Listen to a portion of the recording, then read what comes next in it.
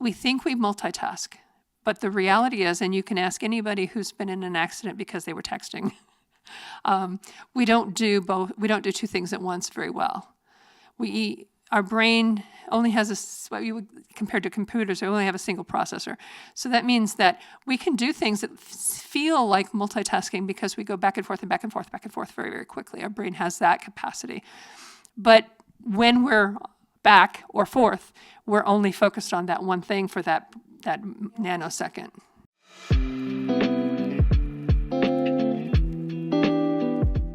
Hi guys, welcome back to the Coach Her podcast. My name is Abigail. And I'm Terry.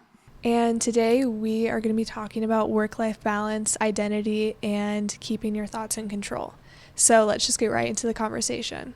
We've done some research and had some people out kind of gal on the street trying to figure out what are some of the topics that women out there want to hear about.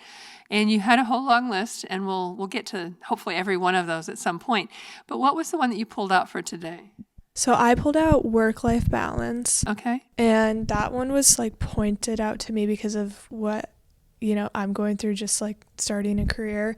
And honestly, like, it's been really hard for me to go home and not think about work. Like, I just think about work all the time. Like, I'll go to sleep, I'm thinking about work. I'm dreaming, I'm thinking about work. I wake up, I'm thinking about work. Yeah, that's good. No, so I can see what you're trying to say is that there may be a misbalance in your work-life relationship. Yeah, and like, so I like to paint, and I was trying to paint. No, this was after a long day of work, and I was trying to paint, and I was just going like this on the canvas, just like lines of all the different colors. It was Picasso, and because my brain was so mushy that I'm like, I can't even focus on this because I've used up all my brain power for work, and so it kind of feels like there's not much room for like other things to have their place because of that. Work is a newer thing for you because last year you were finishing high school. Yes. And I think it is a big transition to go from life as a school person and working part-time to having a full-time job, having a regular job. I remember the first time I did that. I remember coming home from work and just crashing. I was still living at home at the time when I started working during that first summer. And I just remember crashing and thinking, how does anybody do this? It's so tiring. I know, literally.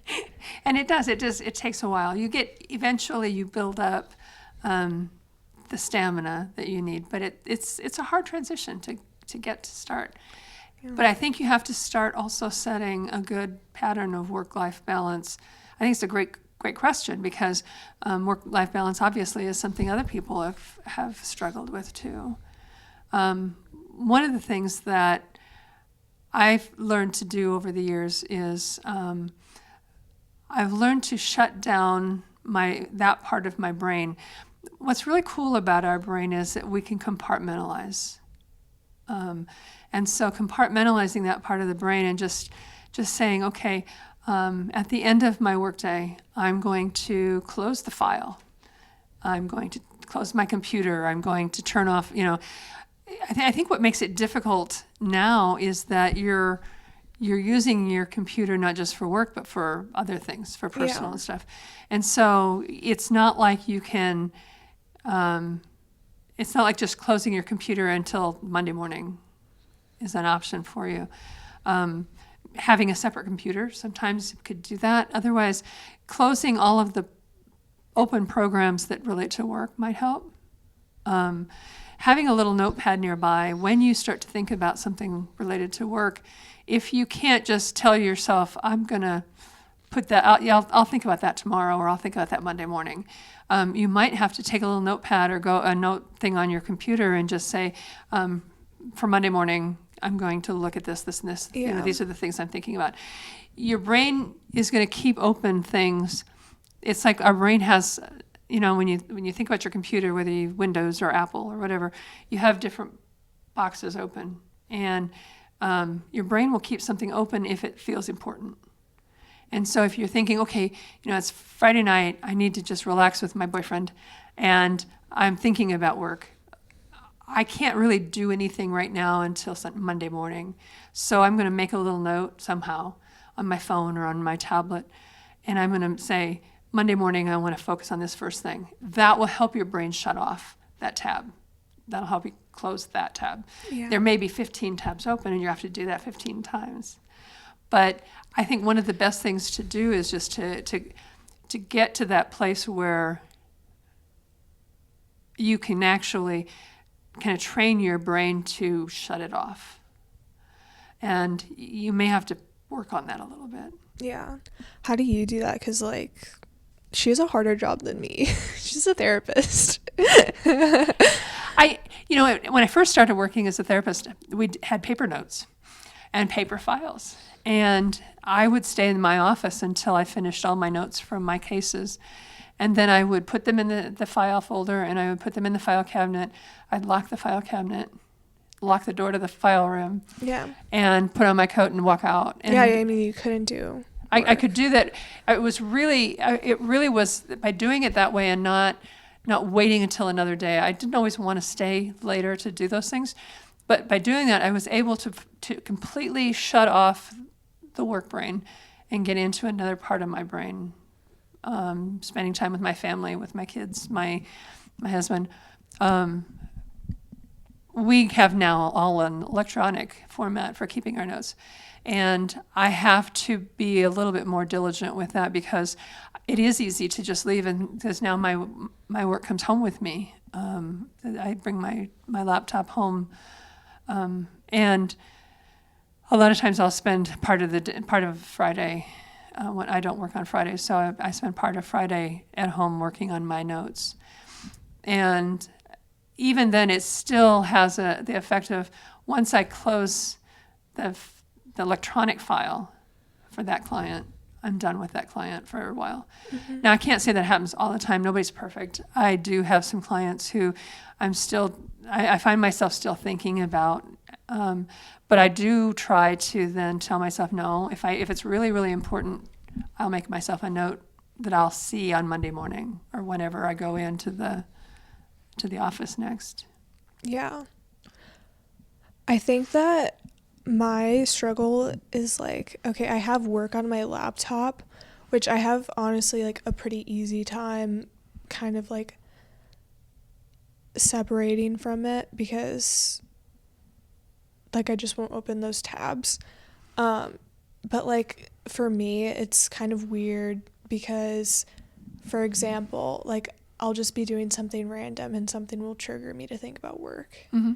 I don't know how to explain this, but I was literally just like painting, and I was like, oh, this is a way that I can communicate to people if I show them this painting. You're such a nerd. Like, just stop thinking about work. It was so hard. No, I think what that was different. I think that was what you weren't sitting there stewing about a problem at work. You were being creative, and you came up with a creative idea for work. I don't think I wouldn't judge yourself for that.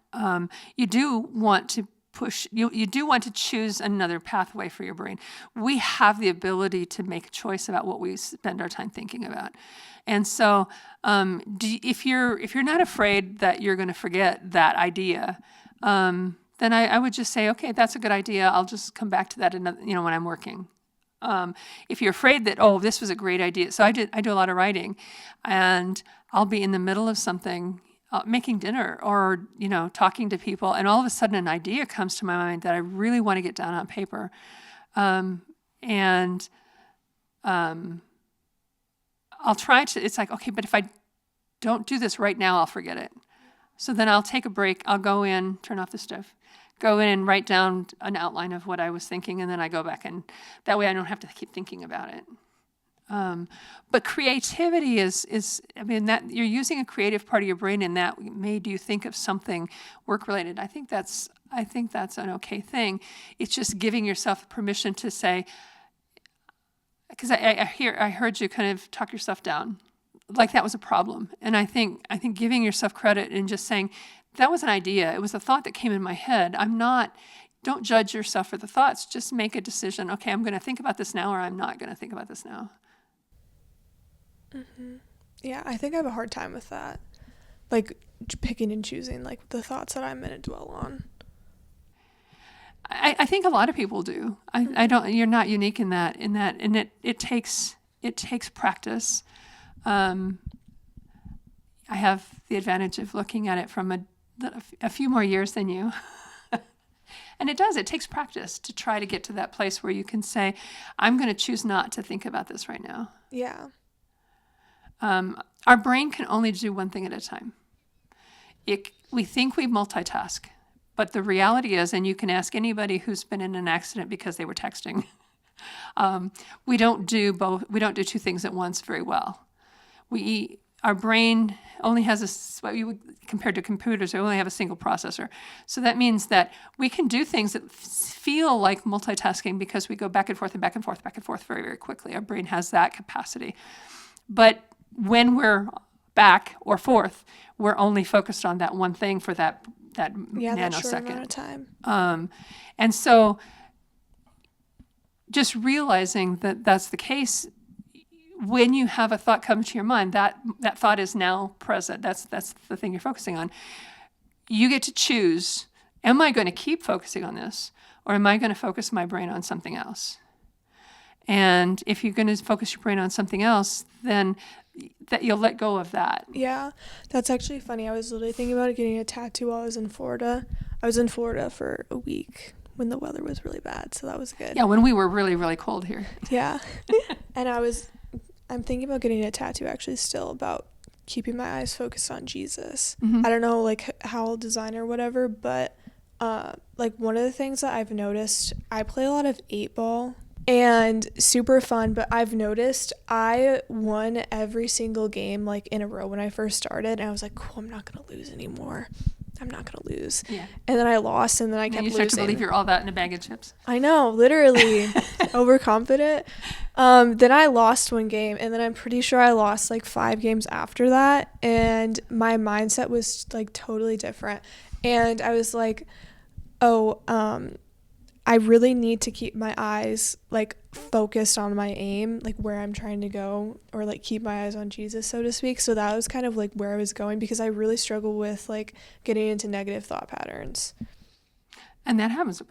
We all do. In fact, I was listening to a message Sunday, the church in Texas, the Dallas one that Koki goes to, that your sister goes to. Yeah. And I loved the analogy that the pastor stated when he was talking about spiritual battles, spiritual warfare. And he was talking about how when you're a believer, you're going to go undergo attack, and the enemy's going to, it's like, but he says he does, and I'm not going to say this exactly right, but the enemy always forms an attack that has an attachment on it. It's like an email with an attachment.